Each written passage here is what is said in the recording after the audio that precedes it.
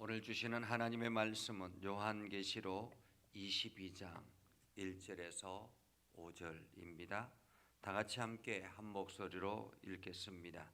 또 그가 수정같이 맑은 생명수의 강을 내게 보이니 하나님과 및 어린 양의 보좌로부터 나와서 길 가운데로 흐르더라.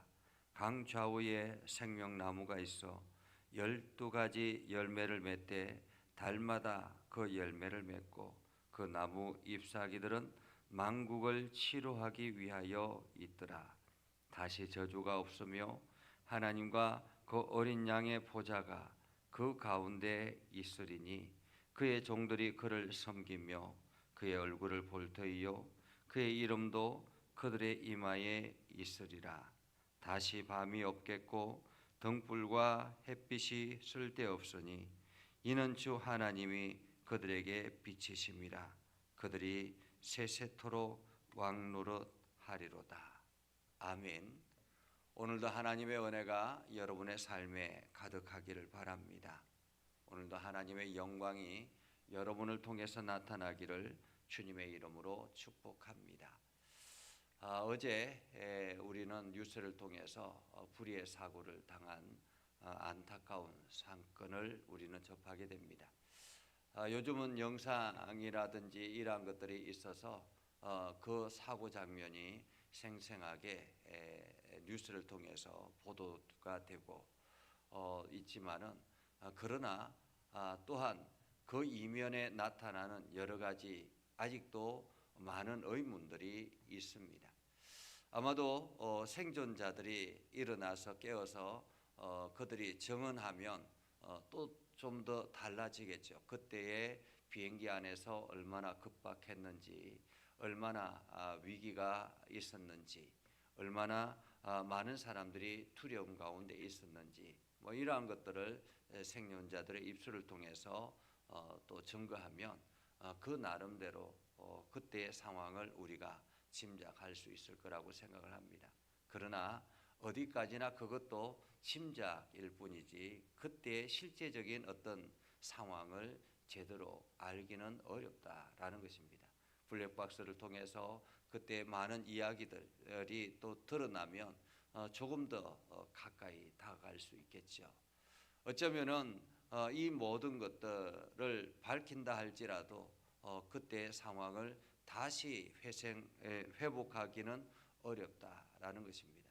그래서 우리는 지금 그 사고를 당한 그 유가족들, 그들을 위해서 기도해야 하고 그들에게 위로와 또한 격려를 나눌 수 있는 그러한 마음들이 우리에게 있어야 한다라는 것입니다. 우리가 이러한 사건들을 보면서 우리는 이 땅에서 영원하지 않다라는 것을 다시 한 번 더 생각하게 되지요. 우리의 존재는 참으로 연약한 존재다라는 것입니다. 우리는 영원할 것 같이 그렇게 살아가지만은 또 한편으로 이러한 불의한 사고로 인해서 우리는 언제든지 우리가 그때의 그 상황 가운데 있을 수 있다라는 상황을 우리는 기억해야 할 것입니다. 그래서 매일매일 우리는 하루를 소중하게 여기고 하나님이 허락하시는 시간 안에 살아가고 있음을 우리가 기억하고 오늘도 기도하며 나아가야 할 것입니다. 오늘 우리가 요한계시록 22장 1절에서 5절의 이 말씀을 보면서 우리는 그때의 사도 요한에게 보여주셨던 하나님의 말씀들을 생각하게 됩니다. 그때 당시에 그 수많은 기독교인들이 엄청난 핍박을 받고 고통 가운데 죽어가기도 하고 어떤 사람들은 또 쫓겨나기도 하고 삶의 터전을 잃어버리기도 하고 예수 믿는다는 것 자체만으로 많은 사람들에게 고통과 어려움의 시간이 있었습니다.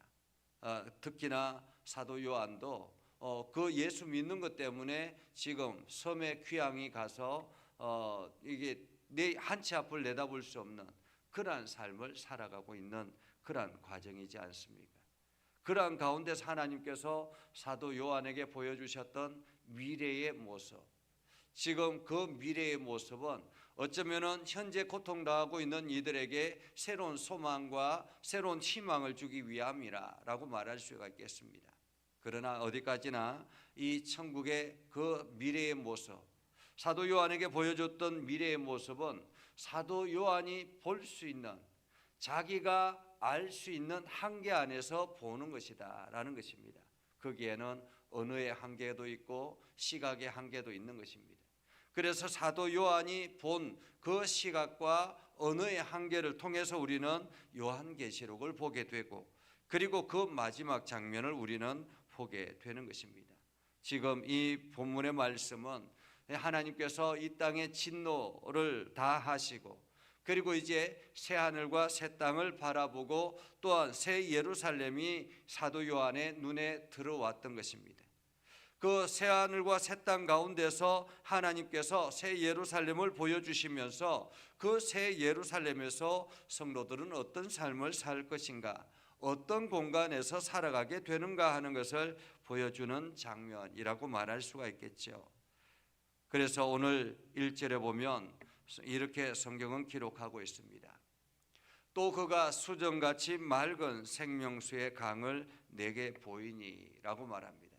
수정같이 맑은 생명수의 강, 이 수정같이 맑은 생명수의 강은 아주 맑다라는 의미입니다. 아주 맑다, 투명하고 맑다라는 말이죠. 그런데 그 강이 생명수의 강이라는 것입니다. 생명수의 강.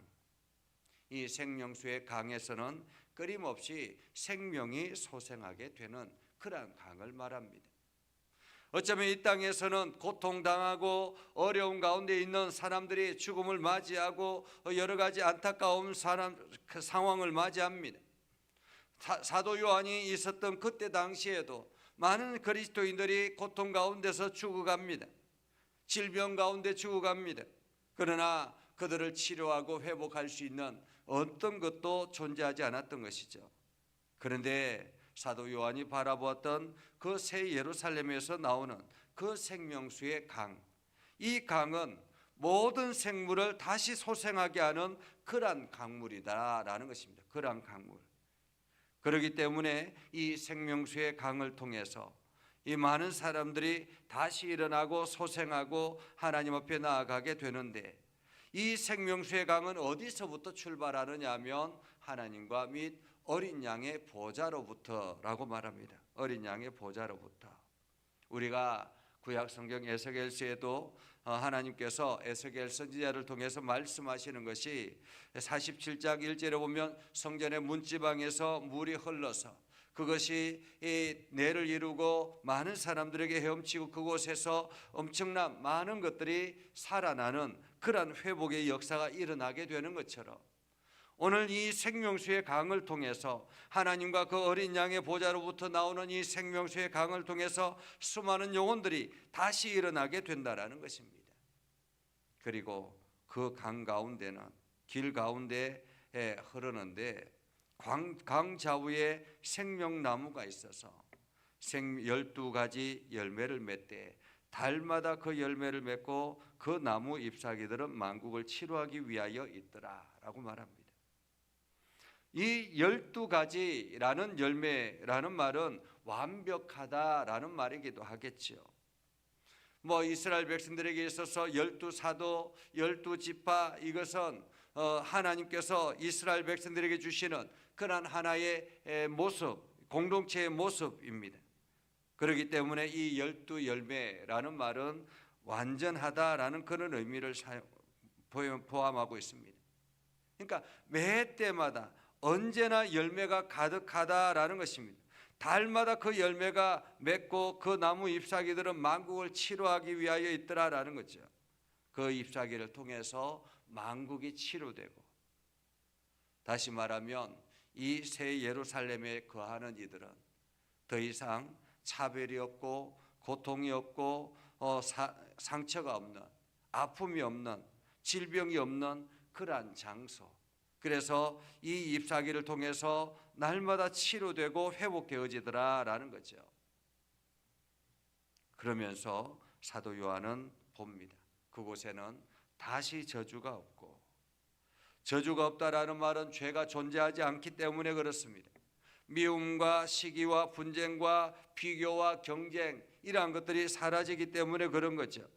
그래서 그곳에는 다시 저주가 없고 하나님과 그 어린 양의 보좌가 그 가운데 있으며 그의 종들이 그를 섬기며, 그의 종들은 성도들을 말하겠죠. 그리고 그를 섬긴다라는 말은 하나님을 섬긴다라는 말이겠죠. 그래서 그곳에서 아름다운 공간에서 날마다 하나님을 섬기며 하나님과 함께 나아가게 되더라라는 거죠. 그러면서 4절에 보면 그 얼굴을 볼 터이요, 하나님의 얼굴을 보고 그의 이름도 그들의 이마에 있다라고 말합니다. 그들의 이마에, 성도들의 이마에 하나님의 이름이 있다라는 말입니다. 이 말은 어떤 의미를 가지고 있습니까? 이 말은 사고하는 중심에 있습니다. 인간의 본성이 이 말을 통해서 나타나게 되죠. 다시 말하면 그 중심에 하나님의 이름이 있다라는 의미는 하나님이 그 삶 가운데 있었다라는 말입니다. 나와 하나님이 하나가 되었다라는 의미이기도 합니다. 또한 반면에 하나님이 그와 함께하고 있기 때문에 어느 누구도 그를 건드릴 수가 없다라는 의미이기도 합니다. 하나님의 보호하심 아래 있다라는 말이기도 하죠. 그곳은 다시 밤이 없고 등불과 햇빛이 쓸데없고 이는 주 하나님이 그들에게 빛이심이라. 그들이 그곳에서 세세토록 왕노릇하리라 라고 말하고 있습니다. 오늘 우리는 이러한 곳을 바라보며 살아가는 사람들입니다. 이 땅에서는 고통이 있고 아픔이 있고 슬픔이 있고 애통함이 있습니다. 미움이 있고 또한 시기가 있고 분쟁이 있습니다. 그러한 가운데서 우리가 하나님을 의지하며 하나님과 함께 동행하려고 노력합니다. 그러나 우리가 이 땅 가운데서 살아가면서 가장 중요한 것은 하나님의 중심이 나와 함께하고 있다는 사실을 우리가 기억하며 살아가는 것입니다. 그래서 우리가 오늘도 예수 그리스도의 은혜 안에 살아가고 예수 그리스도의 말씀을 붙들고 나아가고 예수 그리스도의 길을 걸어가려고 노력하며 살아갈 때, 우리가 주님과 함께 그 길을 걸어갈 때 마지막 때에 우리는 이 공간에서 하나님이 보여주시는 이곳에서 우리는 살아가게 된다라는 말입니다. 그래서 오늘도 우리는 일시적인 삶을 살아가지만 영원한 삶을 바라보며 살아가는 사람들이다라는 사실을 우리가 기억해야 할 것입니다. 그래서 오늘도 나에게 주어진 시간, 우리가 최선을 다해서 하나님의 은혜를 바라보며 하나님의 은혜 안에서 승리하며 살아가는 저와 여러분이 되기를 주님의 이름으로 축복합니다. 기도하겠습니다. 거룩하신 아버지 하나님, 오늘도 우리 가운데 함께 하시고 하나님의 은혜를 저희들에게 베풀어 주셔서 우리가 믿음 안에 굳건하게 서게 하시고 세상의 여러 가지 일들에 흔들리지 않게 하시고 어떤 상황이 우리한테 주어진다 할지라도 기도하며 나아가는 우리의 모습이 되게 하여 주시옵소서. 하나님을 의지하며 하나님의 뜻을 구하며 하나님께서 오늘도 우리에게 보내신 보냄의 사명이 무엇인지를 깨닫게 해 주셔서 오늘도 하나님의 거룩함을 세상에 드러내는 거룩한 백성들이 되게 하여 주시옵소서. 우리의 생각을 붙잡아 주시길 원합니다. 우리의 마음을 붙잡아 주시길 원합니다. 우리의 행동을 붙잡아 주시길 원합니다. 우리의 손과 발을 붙잡아 주시길 원합니다. 그래서 오늘도 주님의 뜻대로 사용되어지는 복된 그리스도인이 되게 하시고 하나님의 축복의 통로가 되어서 세상을 아름답게 세워나가는 거룩한 삶을 살게 하여 주옵소서. 예수님의 이름으로 기도드리옵나이다. 아멘. 축복합니다. 이제는 우리 구주 예수 그리스도의 은혜와 하나님 아버지 극진하신 사랑과 성령님의 감화 감동 역사 위로 교통하시며 은혜가 주의 말씀 붙들고 나아가는 거룩한 백성들 머리 위에, 저들이 하는 모든 일들 위에, 그리고 지금 슬픔을 당해 고통 가운데 있는 유가족들과 그들을 알고 있는 모든 이들 위에 이 지금부터 영원토록 함께하옵시기를 간절히 축원하옵나이다. 아멘.